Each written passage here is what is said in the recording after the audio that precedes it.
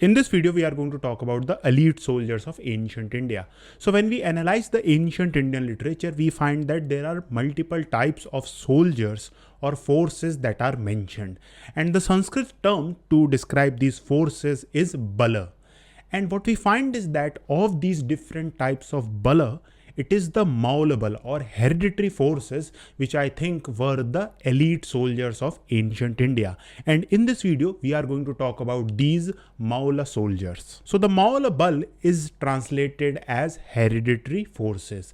And it is quite clear from this translation that the soldiers which were called Maula were involved in warfare and soldiering from multiple generations. Now, before we talk about the qualities of these Maula soldiers, I think it is important for us to first understand why I call these soldiers the elite soldiers of ancient India. The first reason has to do with the ranking of the different types of forces that are found in multiple texts. So when we analyze Mahabharata or when we analyze Arthashastra, in both of these cases, it is the Maula bala or hereditary forces that are placed at top of the list. So it is quite clear from this that these were the best soldiers that were present in the ancient Indian armies. In Kautilya's Arthashastra, we see that not only the Maula soldiers are described as the best soldiers, he also provides us the reasoning behind this.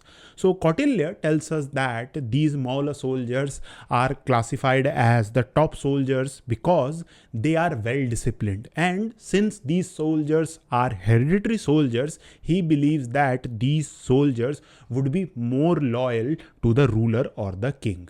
And this has to do with the fact that these soldiers solely relied on the kings for their upkeep or maintenance. Another reason why Kautilya believes that these soldiers are the best soldiers is because since these soldiers are hereditary soldiers, they would be more attached to the land compared to, let's say, the mercenary soldiers. So the fact that these soldiers are attached to the country, this would mean that they could be employed by the king and they would defend the kingdom with their life. One quality of these Maula soldiers that is described in great length in different texts is their loyalty.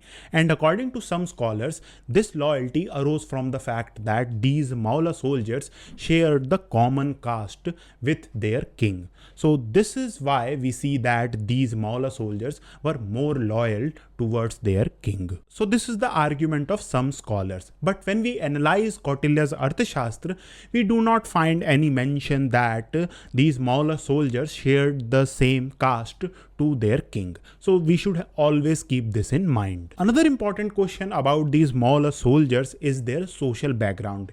And there is a debate about the social background of these Maula soldiers. Now, since these soldiers were hereditary soldiers, some scholars believe that the social background of these Maulas were Kshatriyas. So essentially, these Maula soldiers were Kshatriya soldiers. Now, when we analyze Kautilya's Arthashastra, there is nowhere mentioned that the Maulas were solely from the Kshatriya Varna. But the fact that Kautilya describes in great detail why he considers the Kshatriya army or an army that is solely recruited from the Kshatriya Varna to be a best army suggests that the Kshatriya army and the Maula forces were basically the same. So when we read Kautilya's Arthashastra, he tells us why he considers the army that is solely recruited from the Kshatriya Varna to be the best army. So he writes that coming down directly from father and grandfather, ever strong, obedient, happy in keeping their sons and wives well contented, not averse to making a long sojourn, ever and everywhere invincible, endowed with power of endurance, trained in fighting various kinds of battle, skillful in handling various forms of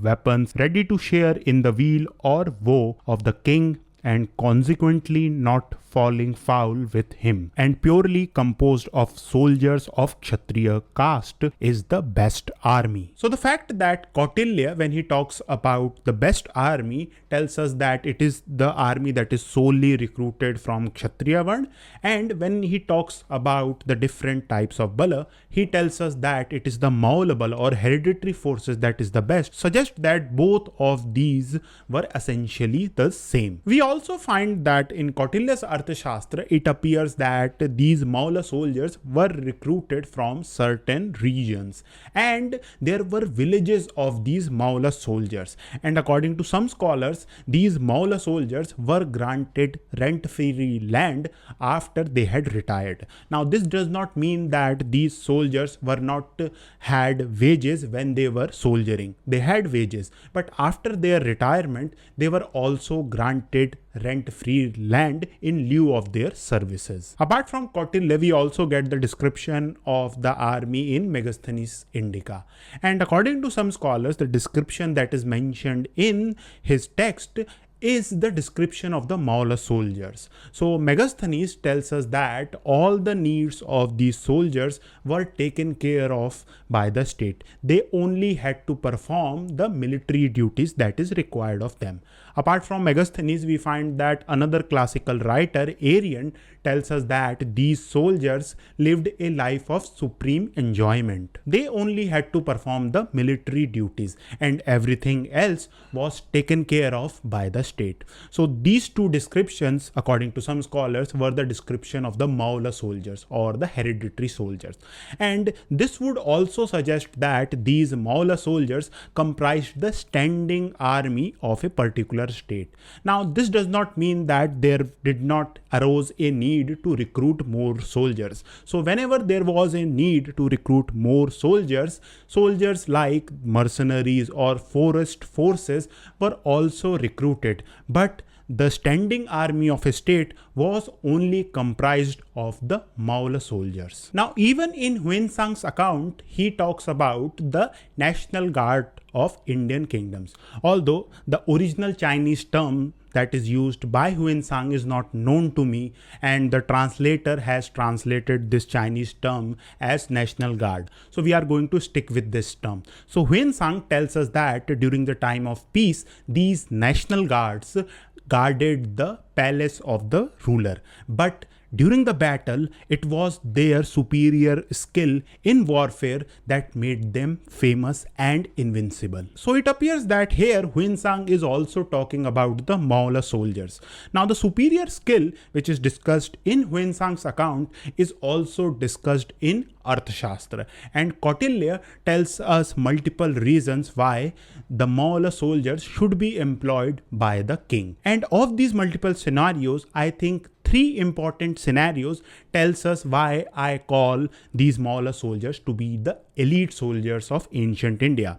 So Kautilya tells us that whenever an enemy has large number of Maula soldiers in the army, a king should deploy equal number of Maula soldiers, because a Maula soldier or multiple Maula soldiers could only be tackled with Maula soldiers. You could not deploy mercenaries or RTV Bal or forest dweller forces to beat the Maula soldiers. So the reasoning behind this is pretty simple. Kautilya believes that the Maula soldiers had superior skills, and in order to defeat a Maula force is needed. Now the second reason which Kautilya provides is that whenever a king is undergoing a difficult journey, or whenever the campaign is quite tough, it is the Maula soldiers on which a king should rely. Now here again the reason is quite simple. The Maula soldiers were well disciplined, and they also obeyed all the orders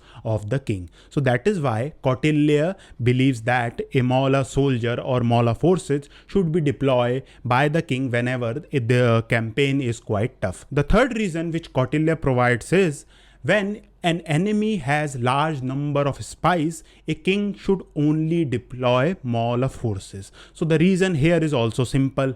Kautilya believes that these Maula soldiers are more loyal. So the enemy would find it difficult to infiltrate the forces. So this is why Kautilya thinks that Maula soldiers should be deployed. So all of this evidence from different sources suggest that these Maula soldiers were the elite soldiers of ancient India.